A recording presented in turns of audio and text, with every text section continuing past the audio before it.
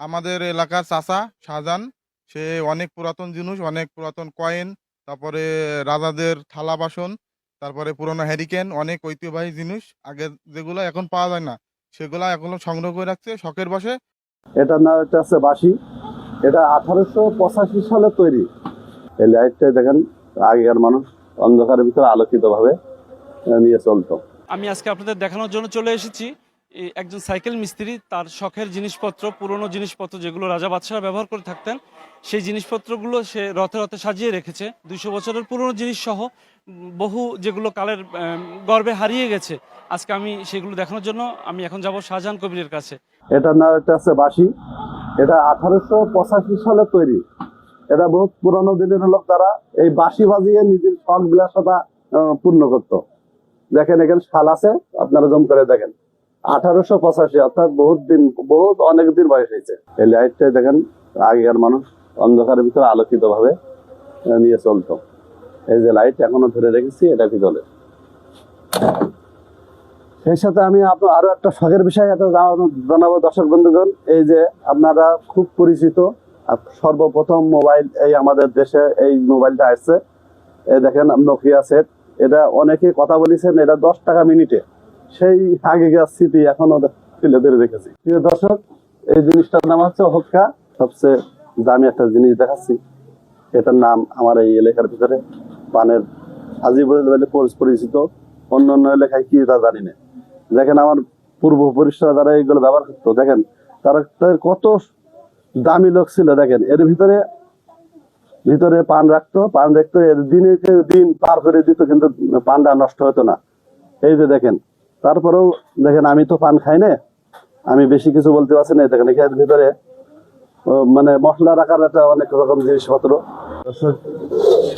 দর্শক বন্ধুগণ দেখুন, এটার নাম আছে জামবাটি।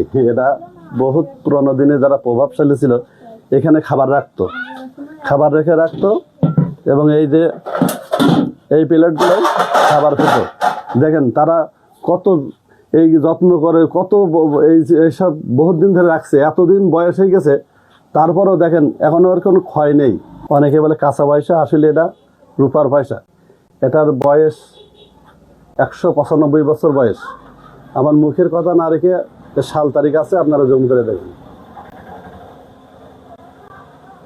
এই পয়সায় আমাদের দেশ একসময় গর্বিত ছিল, কিন্তু আজকে 200 বছর হয়েও আমি এই পয়সা এখানে ভুলিনি। যেমন আমার মনের স্ত্রীকে এখনো ভুলিনি।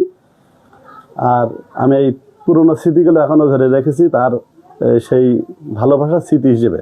প্রিয় দর্শক বন্ধুগণ, আমি একটি জাদুঘর তৈরি করছি। জাদুঘরটির নাম প্রেমের জাদুঘর। আর এই প্রেমের জাদুঘর নাম দেওয়ার উদ্দেশ্য হচ্ছে এই, আমি আমার স্ত্রীর সাথে যখন সম্পর্ক বিয়ে শাদী করি, আমার শ্বশুর বাড়ির সকল লোক নাকচ ছিলেন। তার কারণ আমি অর্থের দুর্বলতা ছিলাম।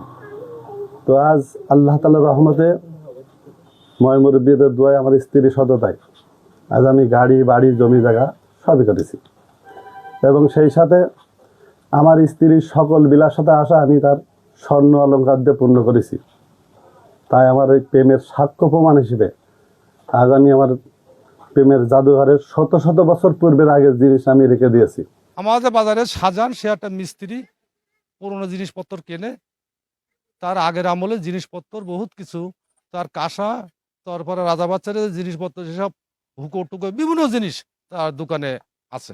আমাদের এলাকার চাচা শাহজাহান, সে অনেক পুরাতন জিনিস, অনেক পুরাতন কয়েন, তারপরে রাজাদের থালা বাসন, তারপরে পুরনো হ্যারিকেন, অনেক ঐতিহ্যবাহী জিনিস আগে যেগুলো এখন পাওয়া যায় না, সেগুলা এখনো সংগ্রহ করে রাখছে শখের বশে। আমরা বইতে যেগুলো পুরনো জিনিস পড়ি, বাস্তবে সেগুলো দেখা যায় না। কিন্তু আমরা আমাদের গ্রামে দোকানদার মেকানিক, তেনার দোকানে আমরা অনেক কিছু দেখি। আগেকার কয়েল, আরো অনেক আধুনিক পুরনো জিনিসপত্র তার দোকানে আমরা দেখতে পারি।